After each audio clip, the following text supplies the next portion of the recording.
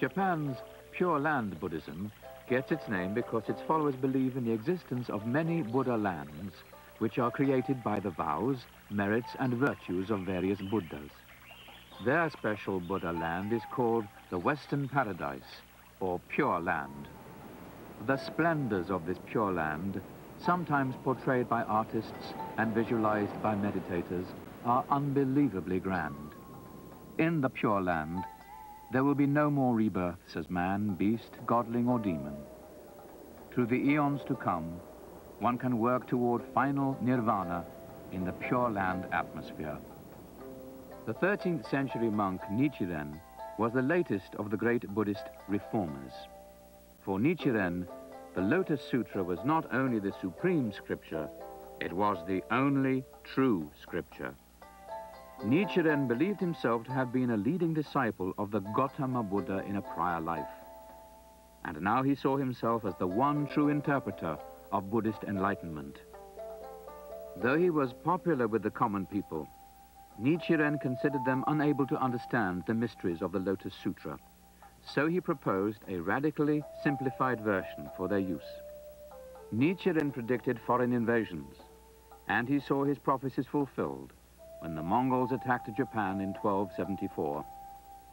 When Nichiren proclaimed that certain recently deceased government notables were in the Buddhist hells, he was exiled for a time, and he spent his last years in seclusion. You know, Zen is very popular in the sense that you could say the reason it's very simple and very direct and very methodic. A popularity does say something, but at the same time, when people begin practicing it, they begin encountering themselves. And most people didn't expect that. So that's when they leave, but actually that's when they should stay. Zen Buddhism has become one of the most familiar forms of Buddhism in Western countries. The 12th century monk Eisai has been called the founder of Zen Buddhism in Japan. But this is only partly true. While studying in China, he met some Chan teachers, and upon returning to Japan, he sought to introduce more of the Chan teachings about meditation into Tendai Buddhism. But he was ejected from the Tendai sect for his pains. He went to Kamakura, where the new military-class regents were controlling Japan, and there he found favor. So Zen became prominent as the religion of the samurai, and it seemed to suit them.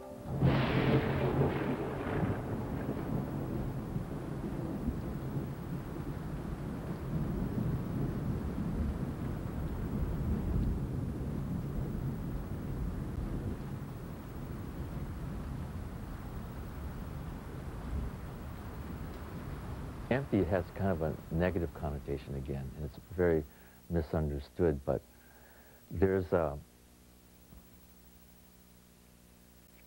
traditional way of looking at emptiness, okay? There's three parts to it, and one is theoretical. We call it theoretical Zen, and that's when form is emptiness and emptiness is form. And that's just the thinking mind, that things become one.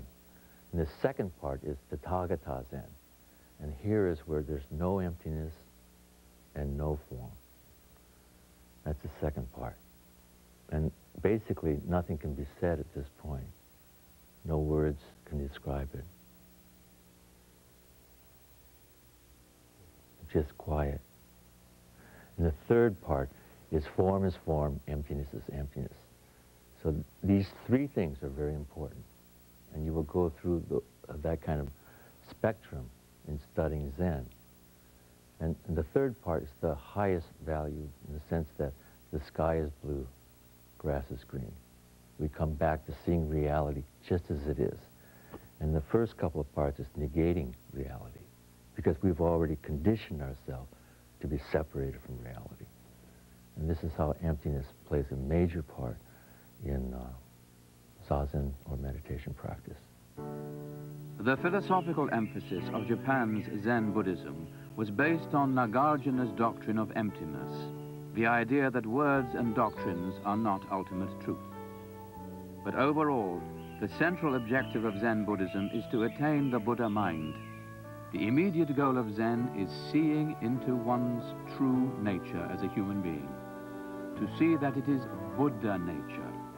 Here one attains enlightenment by realizing the ultimate reality of our daily existence, when it is rightly perceived. Buddhist meditation clearly aims at reducing the emotional fever of life.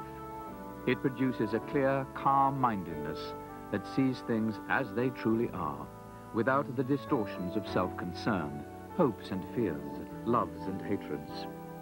Meditation frees the meditator from the distortions that so often determine what we think, feel and do.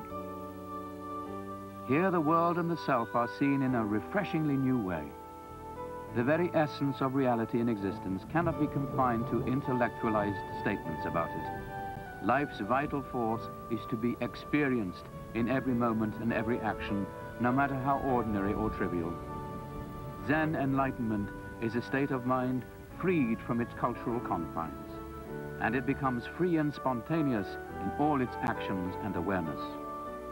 The total self is fully engaged in every act and every experience. In Zen, every action is a truly Buddhist action.